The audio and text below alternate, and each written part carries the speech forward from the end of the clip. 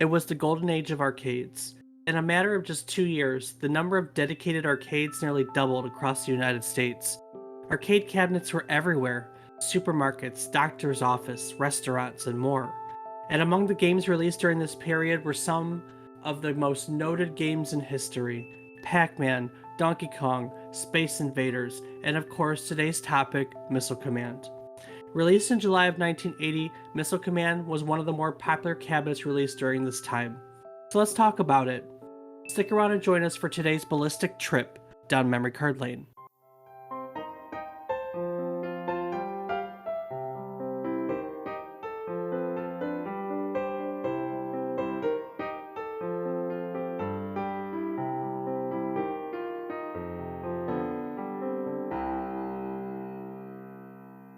Good morning, good afternoon, and good evening. I hope these words find you well.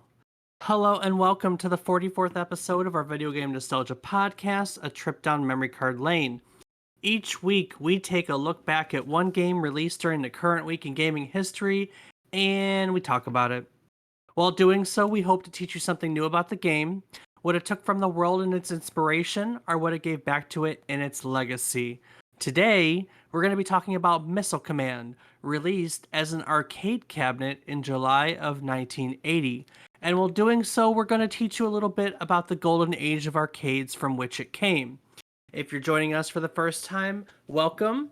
I'm David Casson, and as always, I'm joined by my co-host, who missed the golden age of arcades, but managed to catch the old age of arcades, my brother, Rob Casson.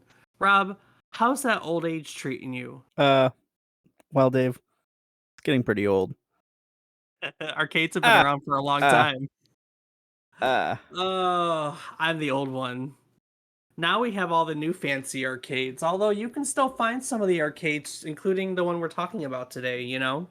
Missile Command's around, as are a lot of the games from that time period, and we're going to cover that as we go along. So, how you doing today? I am doing well. How about yourself? Can't complain either. Can't complain. It's been a good week. Got some stuff done. Got some stuff written, and some cats taken care of. You know the drill. What you been playing this week? This week has been a little bit of Rocket League and a little bit of Apex. And yeah, just as always, got the good old RuneScape. Yeah. How about you? See, Rocket League is my throwback because I've done a little bit of Rocket League, but RuneScape is your throwback. So I have been playing Ghost of Tsushima, which is very, very good. Up until this point, my favorite PlayStation 4 game has been Horizon Zero Dawn, but this game, I'm about, I don't know, 5, 6 hours into it, and so far this game could very well rival it by the time it's done. I can see it being a serious contender for my favorite game of the PS4 generation. It is incredibly good. I'm excited. I'm excited to finish it, and we'll see how I feel about it after I put, however many hours is required. So very, very good.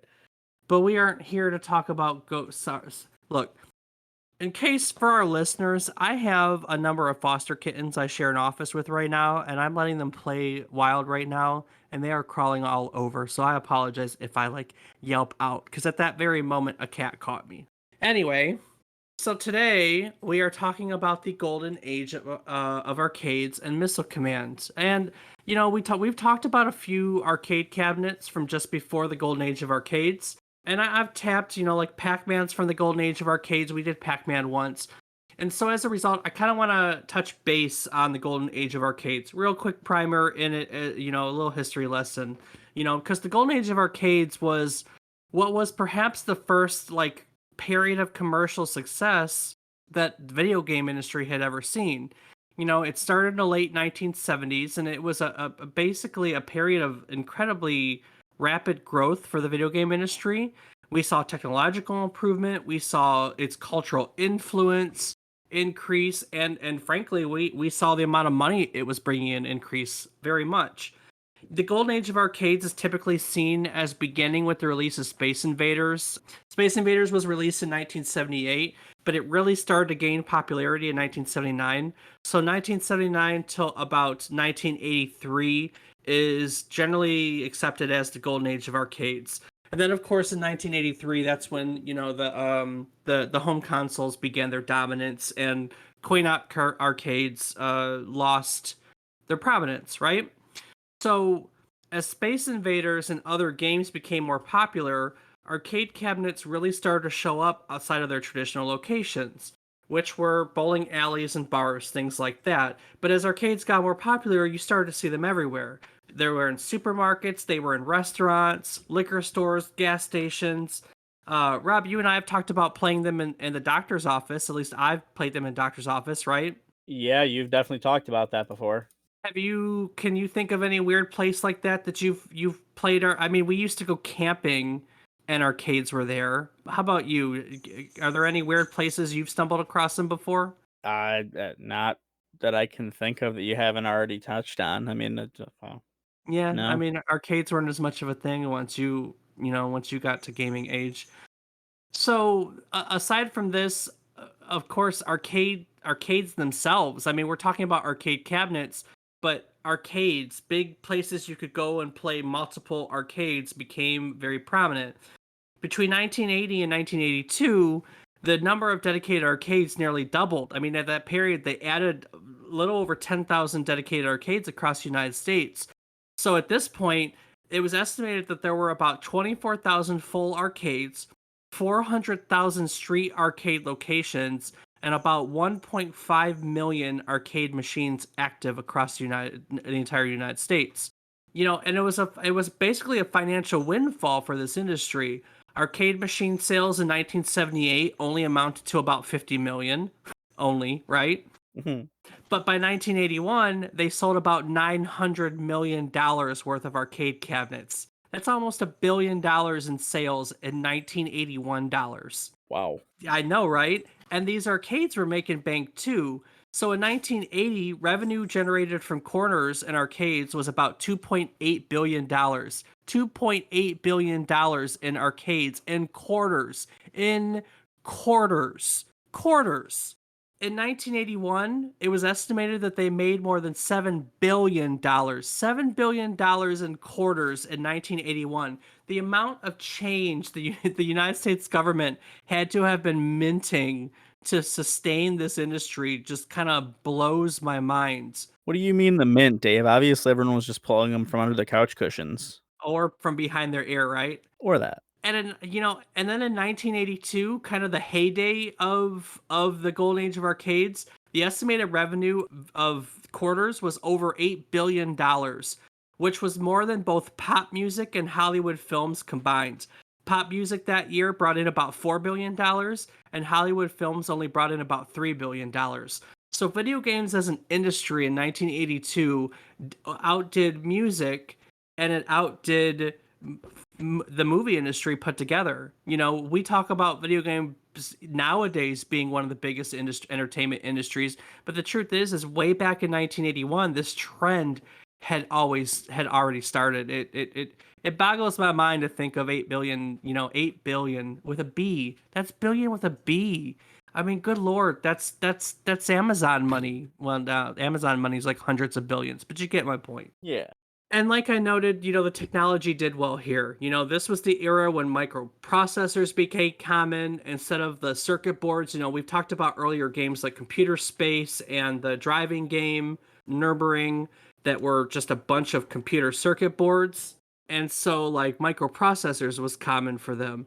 And it was in this period that RGB color graphics were gaining widespread acceptance. Vector displays were becoming used in games like Asteroids and Tempest. In this period, we saw the first stereoscopic 3D games. We've talked about Rally X in the past, which was the first game to feature continuous background music. First game to have a background soundtrack in Space Invaders. That was this period. And towards the end, we actually started to see 3D computer graphics in games like iRobot, which was the first arcade game to be rendered entirely in 3D. That came out at the end of the golden age in 1982. And many of the quote unquote classics that we talk about to this day became prominent during the golden age of arcades, like Space Invaders, Asteroids, Pac-Man, Centipede, Frogger, Donkey Kong, Dig Dug, Joust, Pole Position, Tron, Dragon's Lair, 1942, Paperboy, Punch Out, and of course, the game that brings us all here today, Missile Command. Rob, have you ever played Missile Command? I can't say that I have, Dave. Cue the awe. No, I'm not going to do all. I mean, these are 1980s. These are earlier games. You know, these are games that if I hadn't had an opportunity to play with like the early Ataris and the Intellivision that our parents had, I probably wouldn't know these games. They've tried modern remakes of some of them, but the modern remakes have not been very popular. All right, so Missile Commands, right? Missile Command is a shoot 'em up arcade game. It was released in July of 1980. There's a very basic plot. There are six cities. They're being attacked by an endless hail of ballistic missiles, some of which split up as they kind of come towards your city. And as a regional, you're basically a regional commander of anti-missile batteries who has to defend these six cities from being destroyed. So basically, what you have is you have a streak in the sky that's a missile and a crosshair, and you control it with a trackball. So you move the crosshair of the trackball, you press a button, it launches a counter missile.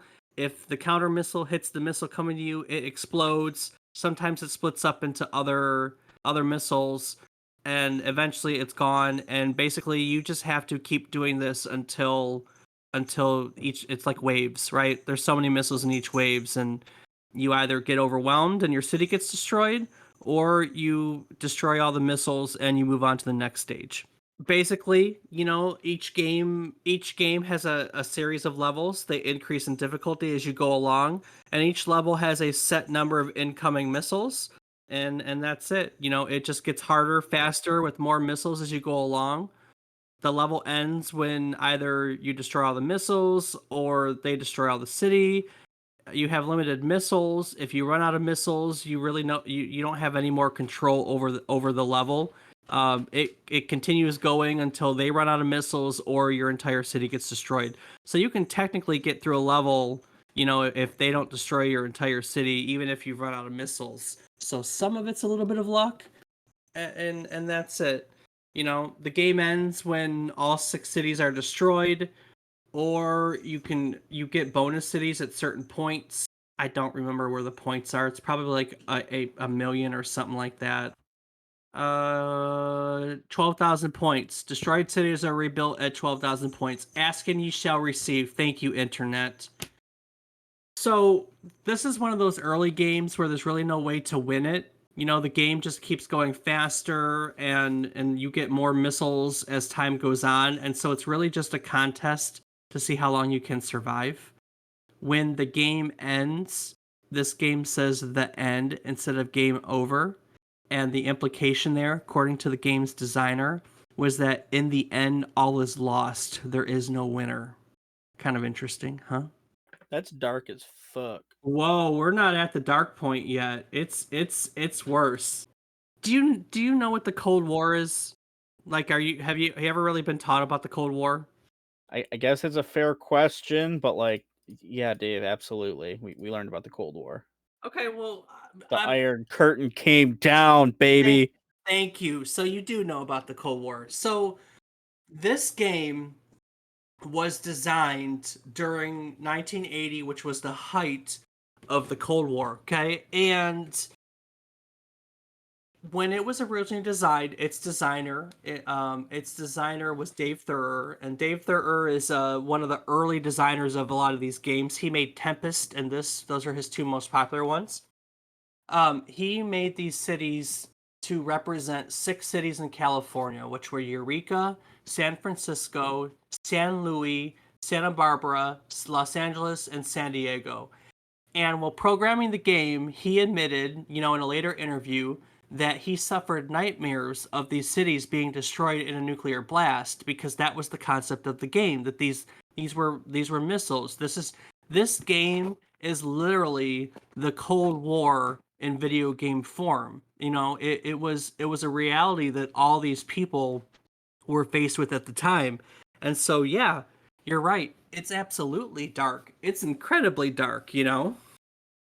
Um people in 1980 were living under the a constant threat of all the world superpowers starting the next world war. You know, I think nowadays we're really desensitized to it because I can actually speak to this. You've never known a time where we haven't been at war, because for as long as you've been around, the United States has been at war, and it's almost been that way for me too, you know. But we weren't technically at war. I mean, the Cold War wasn't a traditional war. It was a moment in which all of the world superpowers were just always on the edge, like teetering into war, which I guess we've never really stopped on a, you get what I'm saying? Absolutely. And I think that one point about this game, and jokes considered, obviously, um, it was probably training. They probably would take the best players in the world for this game, and if there ever was a missile attack, they would have used them to be the ones to stop it with our awesome hidden weapon technology. There are a number, and I didn't put this in my notes, but there are a number of records for every game, and one of the records for this game is a marathon mode. And the current record of marathon for this game is someone stood and played it for like 71 hours and some minutes straight. Uh, they almost stood in front of an arcade machine for 3 days. So talk about someone who has to train for the real thing. Jeez, that is insane. I know. Now it's a more modern marathon record, to be honest with you. So it really wasn't a Cold War record, but I just think it just reminded me when you were talking about training. I was like, yeah, man, someone stood in front of one of these arcade machines for 71 hours, Wow. which is just kind of crazy. It's honestly really crazy. So, um yeah, but that's Missile Command. Really basic. It was everywhere. It sold about 20,000 arcade cabinets. 20,000 arcade cabinets, which makes it one of the more popular, um, more popular machines that was there during the golden age of arcades. There were a lot of 20,000 cabinets. Popeye, Pole Position, Dig Dug, Hubert were all kind of in the 20,000s. They didn't really hold a candle to the big dogs, though. Like, for instance, Space Invaders is estimated to have sold about 750,000 cabinets, and Pac Man, as we've talked about, is estimated to have sold about 400,000 cabinets. But still, I mean, it was up there. It was one of the highest grossing arcade cabinets during the golden age of arcades, and it's a game that anyone who spent any time in an arcade during that period is going to know, because it was everywhere. It was absolutely everywhere. With that being said, I guess there's a reason or a way that someone who wasn't or didn't play it in the golden age of arcades may have stumbled across it, because Missile Command was ported to the Atari 2600, which, as I talked about, is where I stumbled across it as as um, a remake on the Atari 2600. It sold a lot of copies. Kind of fun. You know, they licensed this into a movie at one point that's never been made back in like 2011. Centipede and Missile Command were both licensed by Atari to be made into movies. That's pretty interesting. Yeah, yeah, I know, I know.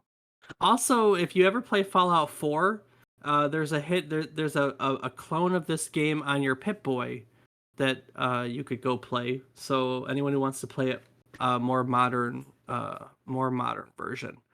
Although it has been re-released in, like, there's Atari arcade hits and Atari, classic games in one, and every time I see an arcade, machine, like a standalone one, this is typically on it. Um yeah. They've updated it a few times. They remade it in the early Xbox 360 years. It was remade to an Xbox Live Arcade. Do you remember those little bitty Xbox Live Arcade games you could only buy on the Xbox Live, like digitally? Was that It, like the original Xbox 360? yeah, the original Xbox 360. Yeah, yeah. I mean, I guess I don't really even remember that. I didn't use the store a whole lot. I mostly just bought disc games and played that. Well, it's So really fun. It's really funny to think about that time period because we're so digitally integrated now.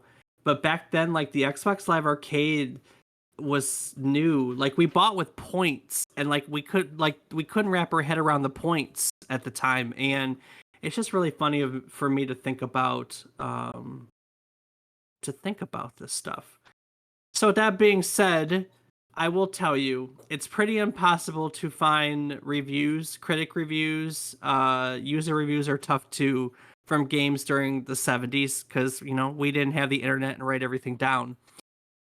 But with that being said, I found some reviews, or at least I'm going to share one review with you that I found about the modern remake for this game on a 360 that serves as a good reminder about why modern remakes aren't always a good slice of nostalgia. So, Rob, I'm going to leave that for you because I always pull reviews for you. So, why don't you tell us about the modern remake of this game? all right, Dave. So IGN says that on the modern remake, that Missile Command on the Xbox 360 serves as a clear example of how not to do a remake. With its inaccurate emulation of the original game and a completely lifeless, evolved version of the game mashed together in the same package, it manages to disappoint on all fronts. In the original version of the game, you have to use a little strategy to determine from which base to launch. Your shots have some time, so you'll usually want to fire from your closest base. But your center base also fires much faster than the side bases, so there's one more thing to consider. But travel time doesn't appear to be a factor in the evolved version of the game, which makes the concept of multiple bases feel totally meaningless. Instead, a bolt of lightning appears between the missile base and the explosion caused by your shot. The new version feels like someone sat down and wrote out a document explaining what Missile Command was, then handed it to someone who had never even seen the original game for programming. It's a soulless version of the game that has none of the original game's feel. Instead, it feels more like some lame free PC download, complete with the same sort of generic techno music track you'd expect to find in something so slapdash.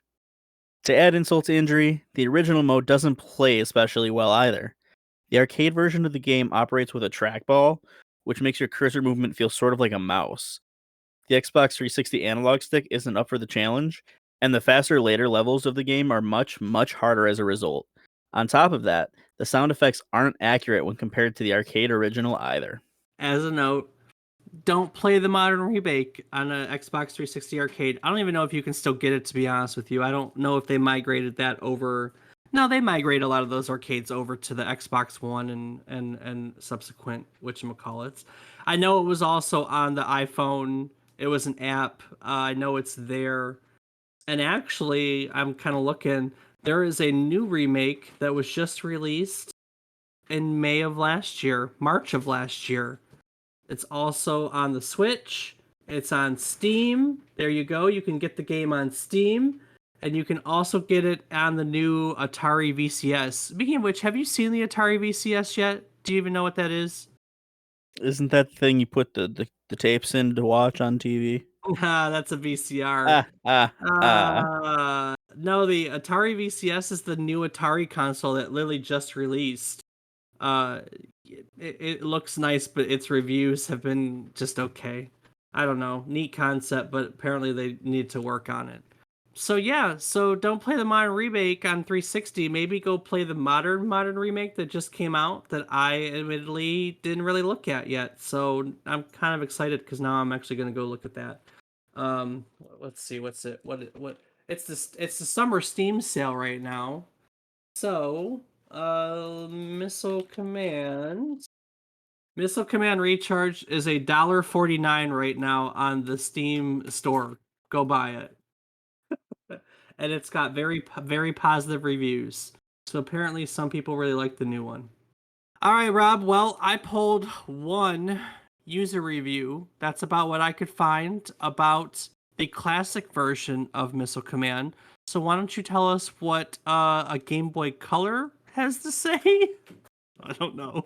Sure thing, Dave. Well, this Game Boy Color has to say that it's almost impossible to find fault with a game so simple.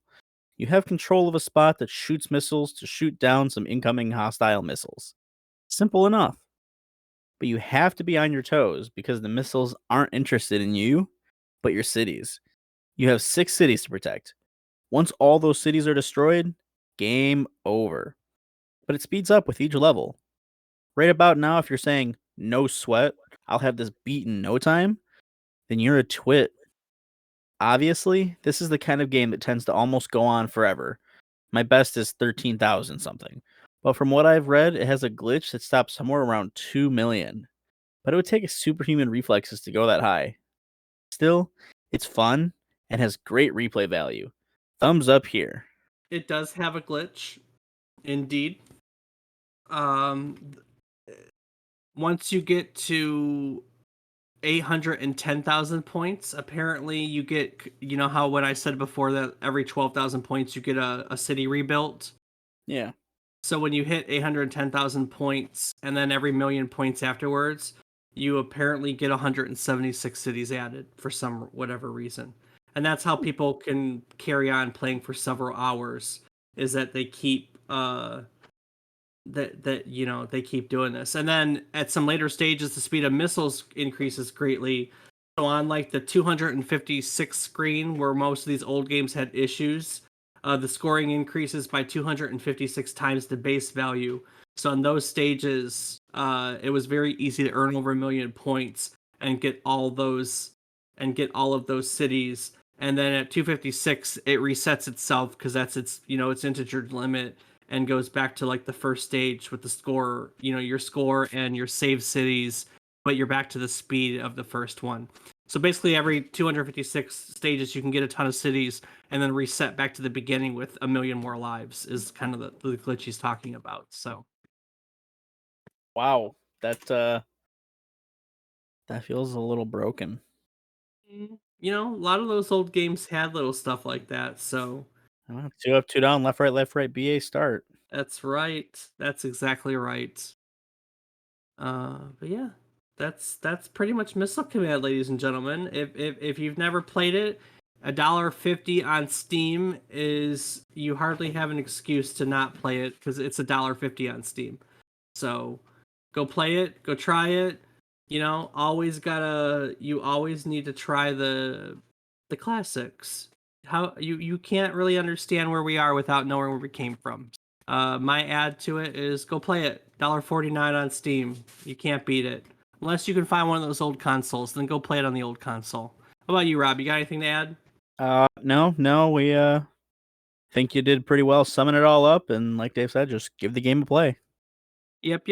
Well, I promised it was going to be a shorter one today. But every so often it's nice to have a little bit shorter. It gets some time back to work on some other stuff. So that's what we're going with today. If you'd like to go back to some of our older, longer, normal-sized episodes, you can do so on our website, which is www.memorycardlane.com. You can also find my research notes for every episode. You can find our biographies. You can find a calendar of upcoming events that I really need to update because it ends in June and we're at the end of June, so I'm just reminding myself.